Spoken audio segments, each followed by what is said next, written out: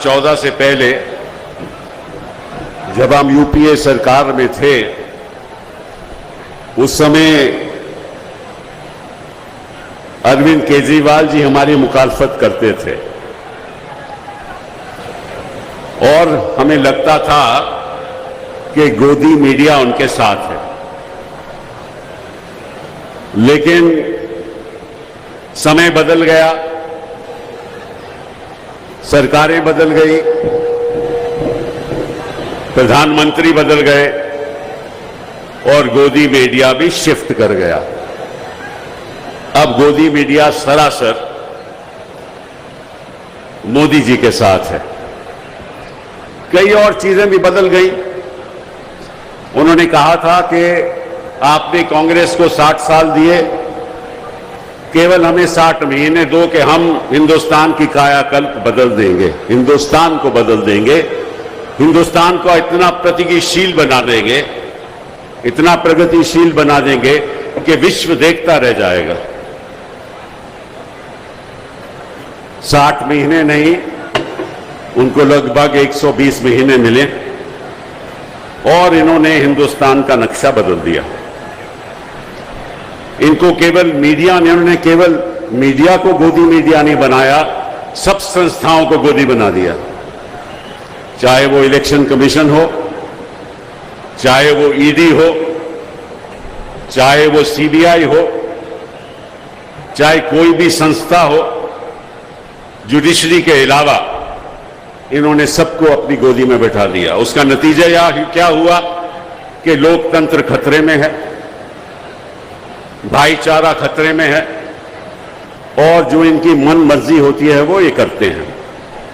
आज मैं आपके सामने एक निर्दलीय सांसद के रूप में खड़ा हूं और मैं सोचता हूं और जानता हूं कि वक्त आ गया है कि सभी विपक्षी दलों को एकजुट होकर मोदी जी का सामना करना होगा।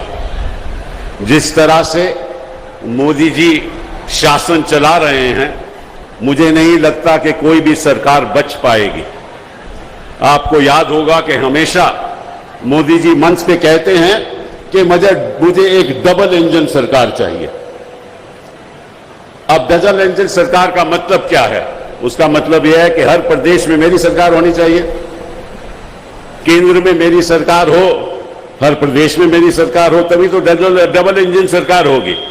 इसका मतलब लक्ष्य क्या है? लक्ष्य क्या है कि सारी ऑपोजिशन को खत्म करना, सारे प्रदेशों को अपने कब्जे में ले लेना, यही है लक्ष्य। लेकिन डबल इंजन सरकार बनेगी नहीं।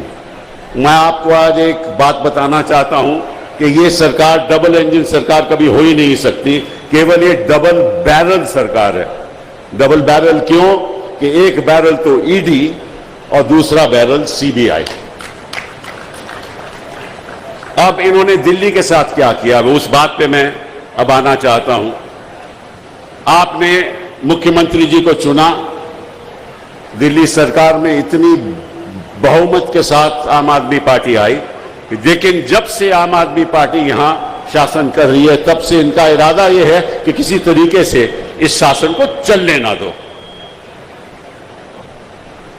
आपको मालूम है कि संविधान में, क्योंकि दिल्ली एक राजधानी है, इसलिए मैं सरल तरीके से आपको समझाना चाहता हूं। मैं कोई कानूनी बात नहीं करूंगा, लेकिन ऐसी बात करूंगा जो आप लोगों को समझ आए। संविधान हमारा यह कहता है कि 3 चीजें केंद्र सरकार के हक में होंगी, जिसके बारे में राज्य सरकार जो है, जो केजरीवाल की सरकार है, उसमें दखल अंदाजी नहीं हो सकती। पहला तो जमीन, लैंड। ये क्यों? क्योंकि अगर दिल्ली जो हमारी राजधानी है, वहां एक डेवलपमेंट होगी और किस तरह से मकान बनेंगे, किस तरह से इमारतें बनेगी, तो उसका सारा पावर जो है वो केंद्र सरकार को है, वो सही भी है। दूसरा, पुलिस। यहां कोई दंगे हो जाएं, यहां कोई फसाद हो जाए, तो क्योंकि राजधानी है, पुलिस की पावर भी केंद्र सरकार को होगी। और तीसरा, पब्लिक ऑर्डर, जिसको हम कहते हैं सार्वजनिक व्यवस्था। जहां तक पब्लिक ऑर्डर का भी सवाल है, वो भी पावर केंद्र सरकार को होगी। इसके अलावा कोई पावर केंद्र सरकार को नहीं होगी। केंद्र सरकार का हमेशा यह प्रयास रहा है कि किसी तरीके से भी सारी पावर खुद में समेट लें और जो आपकी चुनी हुई सरकार है उसको जीरो बना लें।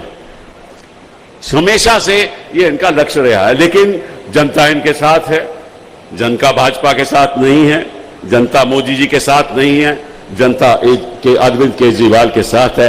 ये बात इनको गले में अटकी हुई है। तो इन्होंने क्या किया, इन्होंने केस कर दिया सुप्रीम कोर्ट में और ये कहने लगे कि जो भी